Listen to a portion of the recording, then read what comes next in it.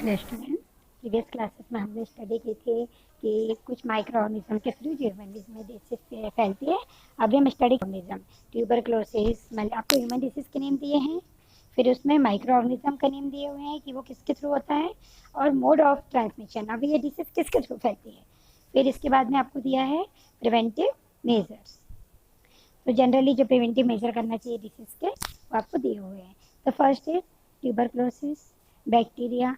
Tuberculosis किसके through होता है? बैक्टीरिया के थ्रू होता है और ये एयर के थ्रू स्प्रेड होते हैं। Measles, chicken pox and polio, ये जो डिसीज है वो वायरस के थ्रू स्प्रेड होती हैं और एयर में।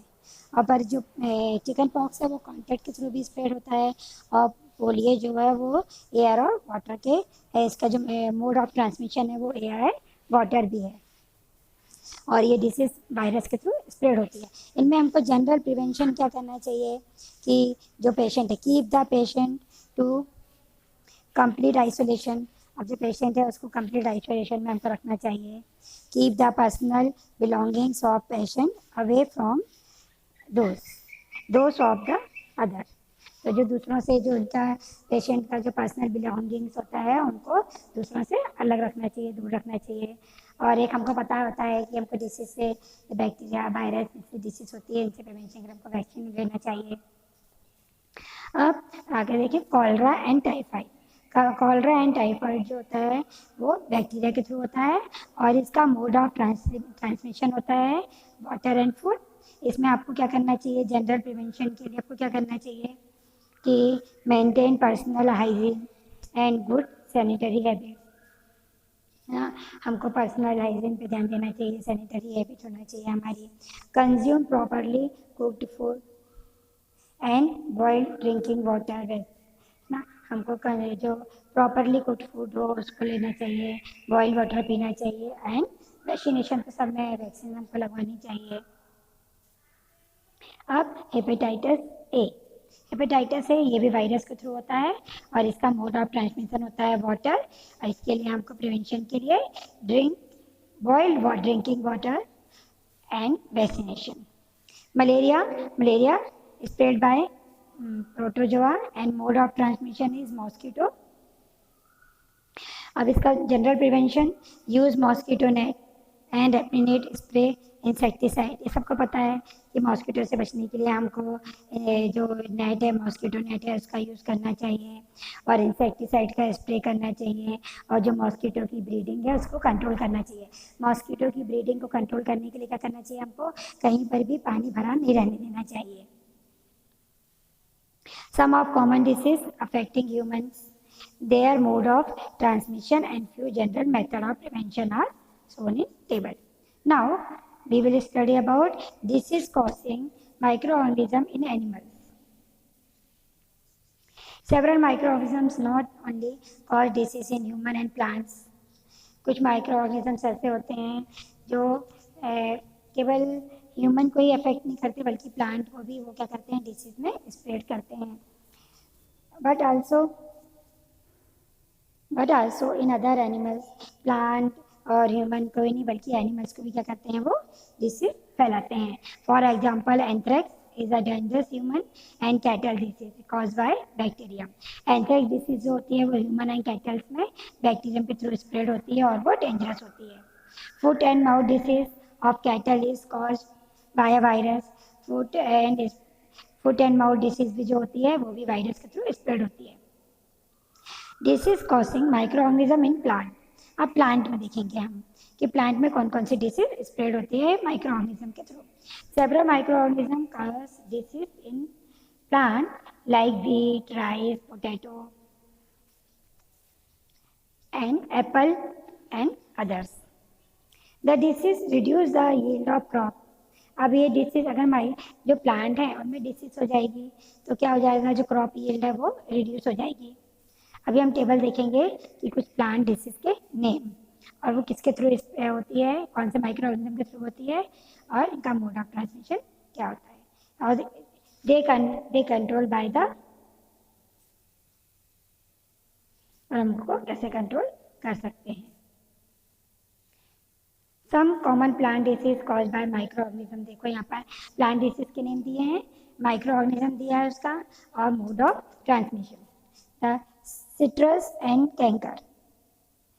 इसका ये किसके थ्रू होती है? माइक्रो बैक्टीरिया के थ्रू होती है, और mode of transmission is air. Now rust of the micro organism fungi and mode of transmission is air and seeds. जो भी रस्टिंग ऑफ बीट होती है वो फंगस के थ्रू होती है, और इसमें एयर के थ्रू या फिर इसमें जो सीड होगा वो भी इन्फेक्टेड सीड है, उसके थ्रू भी क्या होता है? डिसीज स्प्रेड होती है प्लांट में। येलो वेन मोजेक ऑफ भिंडी।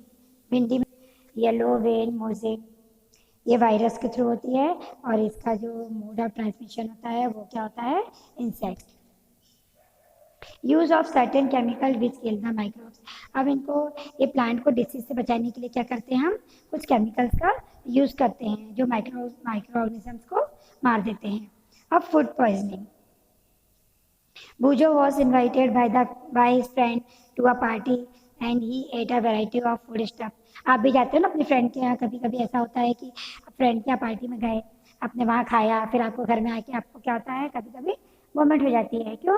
क्योंकि जो आपने फूड स्टफ खाया वो क्या होता है? स्पॉइल्ड होता है, उस पर माइक्रो ऑर्गेनिज्म का अटैक होता है। तो ऐसे ही बूजो वॉज इन्वाइटेड, अपनी बूजो जो थी अपनी फ्रेंड के पार्टी में गई थी, और उसने वहाँ पर वैरायटी ऑफ फूड स्टफ को खाया था, और जब वो घर पहुंची तो उसको वोमिटिंग स्टार्ट हो गई। फिर जब उसको हम हॉस्पिटल लेके गए, had to be taken hospital, the doctor said that the condition could be due to food poisoning. तो डॉक्टर ने क्या बोला कि ये कंडीशन क्यों आई है? उसकी फूड पॉइजनिंग के कारण आई है। Food poisoning could be due to consumption of food spoiled by some microorganism. Food poisoning क्या होती है? क्योंकि ये जो फूड होता है वो माइक्रो ऑर्गेनिज्म के थ्रू क्या हो जाता है? माइक्रो ऑर्गेनिज्म उस फूड को क्या कर देते हैं? स्पॉइल कर देते हैं और ख़राब कर देते हैं। Microorganisms that grow on our food sometime produce toxic substance. जब माइक्रो ऑर्गेनिज्म फूड के ऊपर ग्रो होते हैं तो ये टॉक्सिक सब्सटेंस को प्रोड्यूस करते हैं।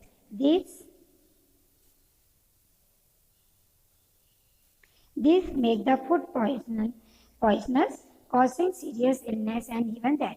अब ये क्या करते हैं?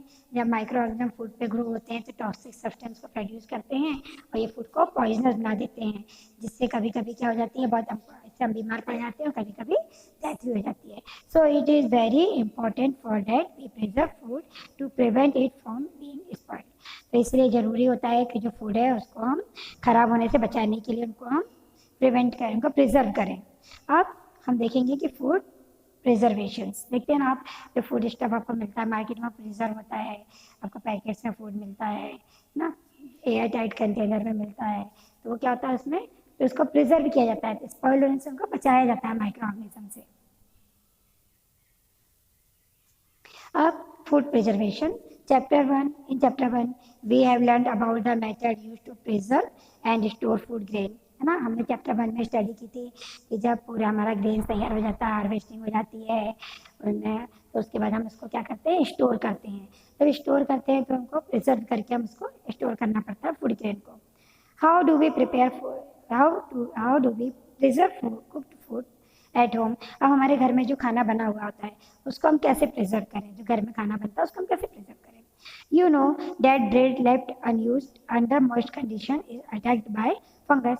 अगर हम ब्रेड को अनयूज ब्रेड होता है उसको हम ऐसी मॉइस्ट वाली कंडीशन में ऐसे छोड़ देते हैं तो क्या होता है? उसमें फंगस उस पर अटैक कर देते हैं। Micro organism spoil our food. Micro organism क्या करते हैं? हमारे फूड को स्पॉइल कर देते हैं। Spoiled food emits bad smell. अब जो स्पॉइल्ड फूड होता है उसमें से बैड स्मेल आती है उसका, and has a bad taste, उसका टेस्ट खराब हो जाता है, एंड चेंज कलर, और कलर चेंज हो जाता है। Is spoiling of food is a chemical reaction. अब जो अगर फूड का स्पॉइल हो ना, spoiling of food is a chemical reaction. Yes, क्यों? क्योंकि उसमें कलर चेंज हो जाता है, उसमें स्मेल आने लगती है, स्मेल चेंज हो जाती है, उसका टेस्ट चेंज हो जाता है। तो ये सब किसका होता है? किस कारण होता है? केमिकल रिएक्शन के कारण ही होता है। तो जो हमारा spoiling of food is a chemical reaction. Yes, it is a chemical reaction.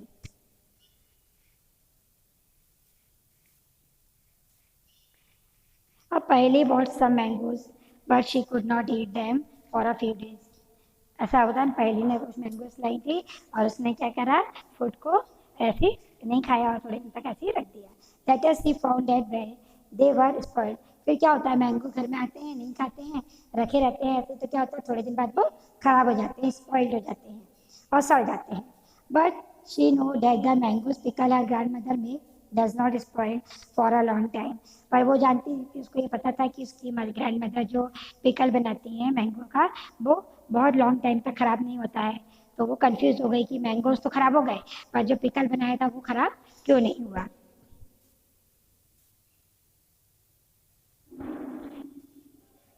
तो अब ये खराब नहीं हुआ। Let us study the common method of preserving food in our home. अब हम स्टडी करेंगे। अब जो हमारा यहाँ पर हमारा चैप्टर ओवर होता है, अब जो नेक्स्ट सेक्शन होगा उसमें हम फूड होता है उसको हम कैसे प्रिजर्व करें। Okay student, thank you.